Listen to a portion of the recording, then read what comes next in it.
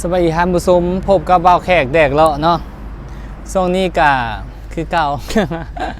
บ่ได้ไปเลาะมีแต่กิน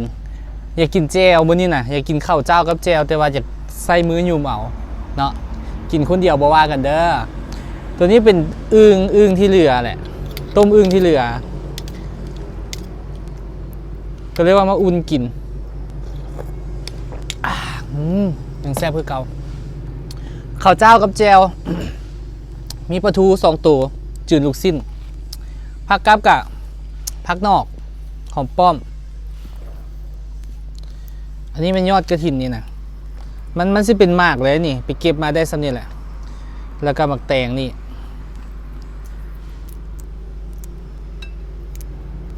ขออนุญาตเด้อ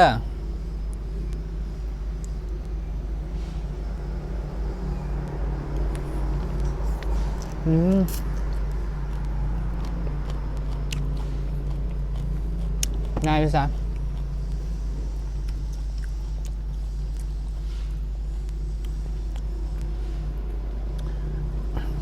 ไปเห็นคนไทยแล้วซึมมิ่นแล้วกินแบบนี้แหละก็เราไปกลืนน้ำลายเราก็เรียกว่าให้กลืนคือเรา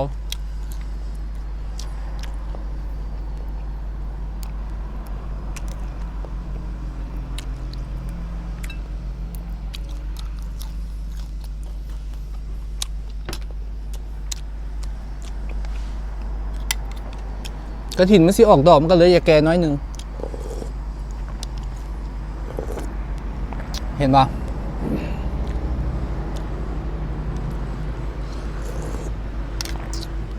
ซื้ออึ่งมาต้มโลนึงกินบ่หมดเด้คนเดียวเนาะ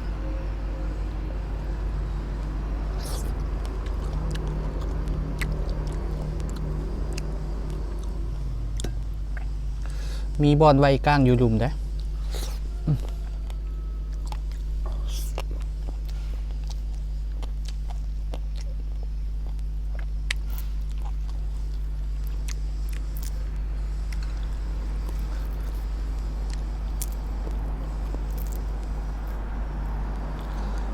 เจ้าก็เป็นเจ้าหมักเพชร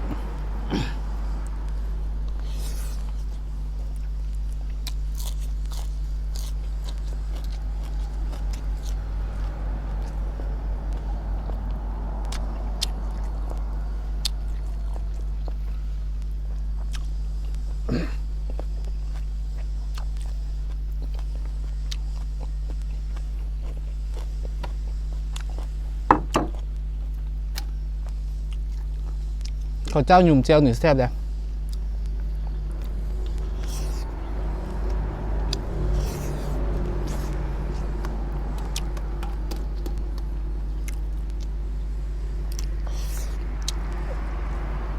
เขาถึงน้ำมันสวย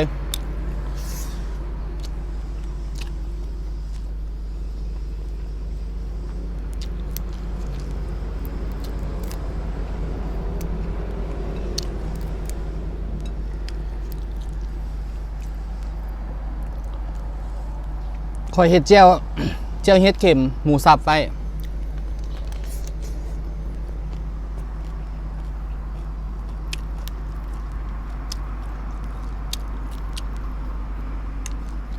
กับบักไงกินยังบ่หมดน่าสมารีวิวเด้อ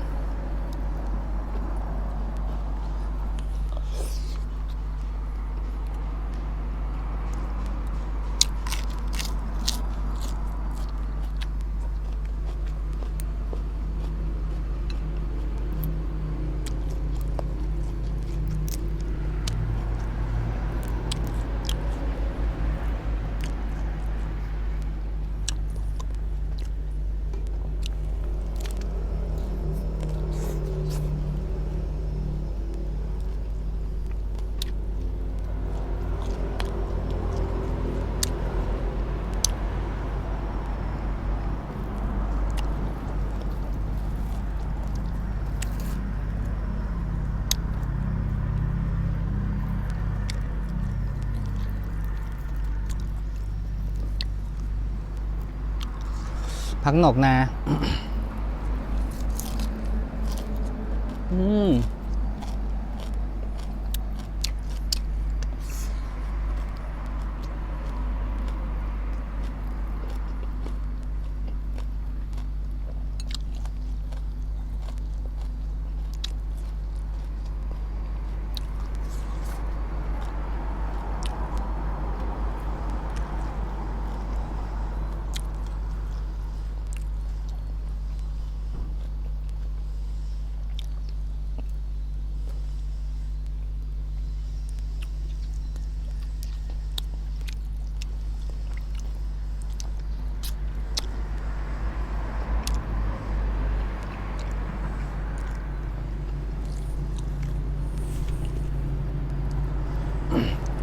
ใส่ผ้าพันคอลายสกอต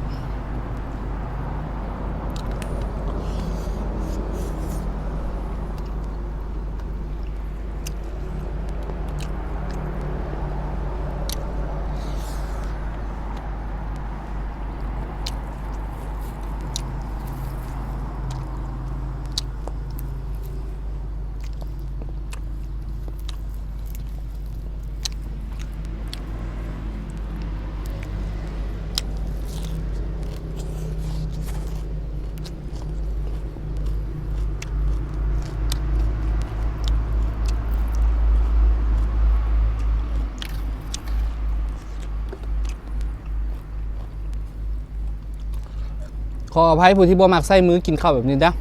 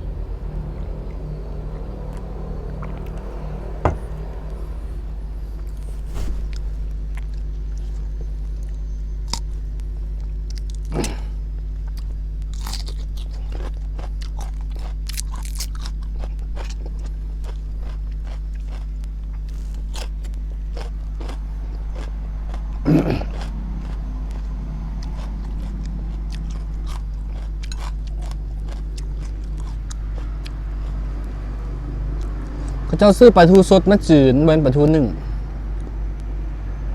มันได้ให้เกล็ดมันแข็งปลาทูพวกนี้มันไม่ได้เอาเกล็ดออกดิ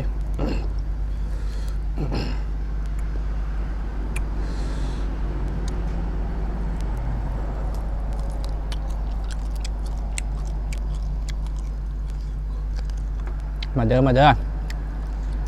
เข้ากับแจว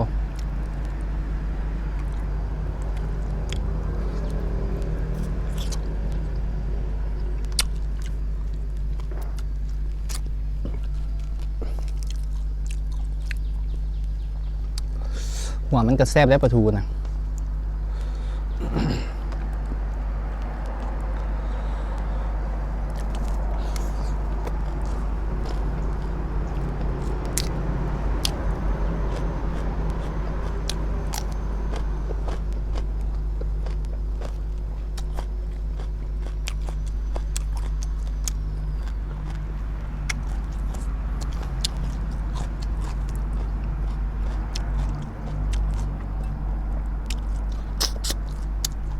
ผ้าอ้อม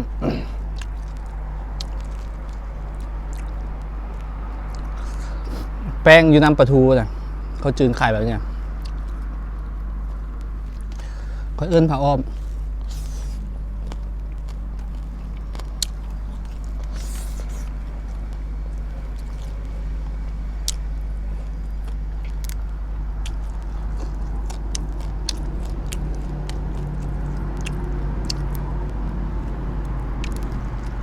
ใบกระถิน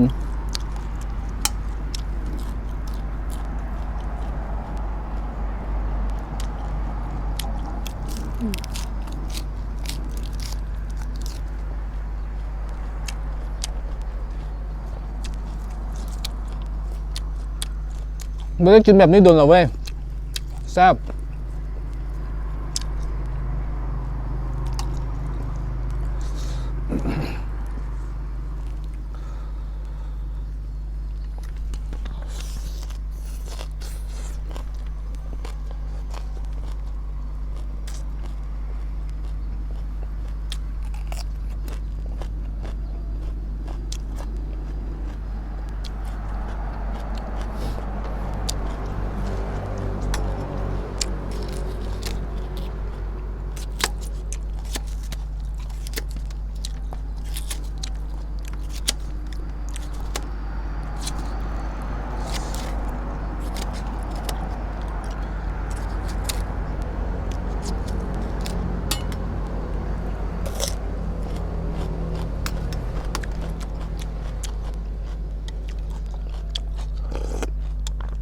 สดน้ำแกง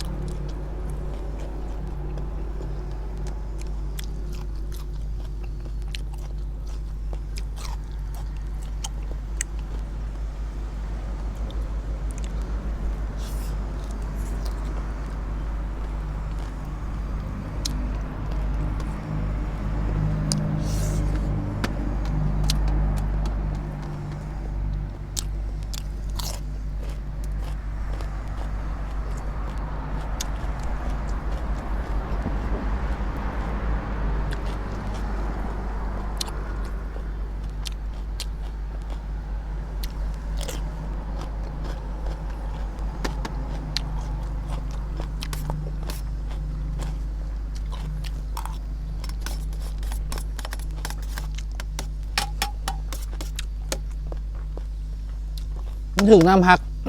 มันเสื่อย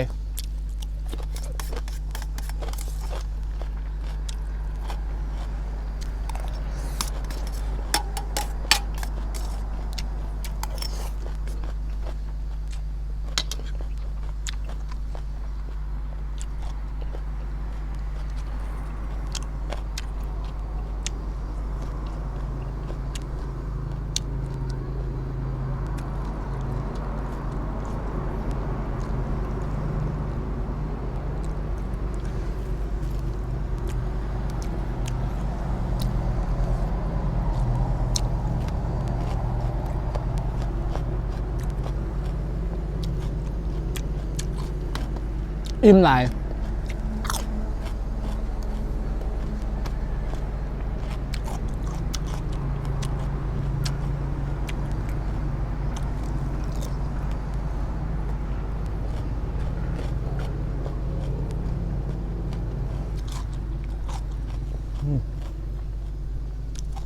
ตอนยังน้อยนี่ได้กินข้าวกับปลาทูนี่ถือว่าแซ่บแซ่บ เดี๋ยวนี้ก็แซ่บอยู่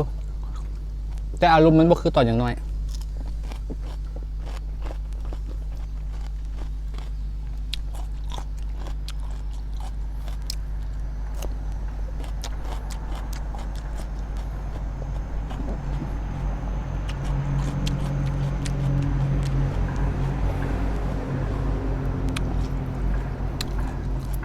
ริมแล้ว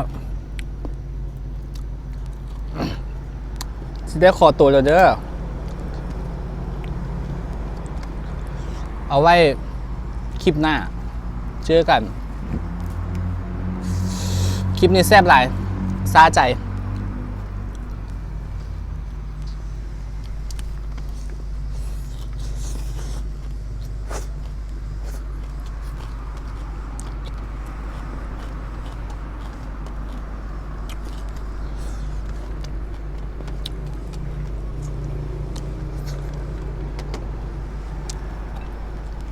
บ๊ายบาย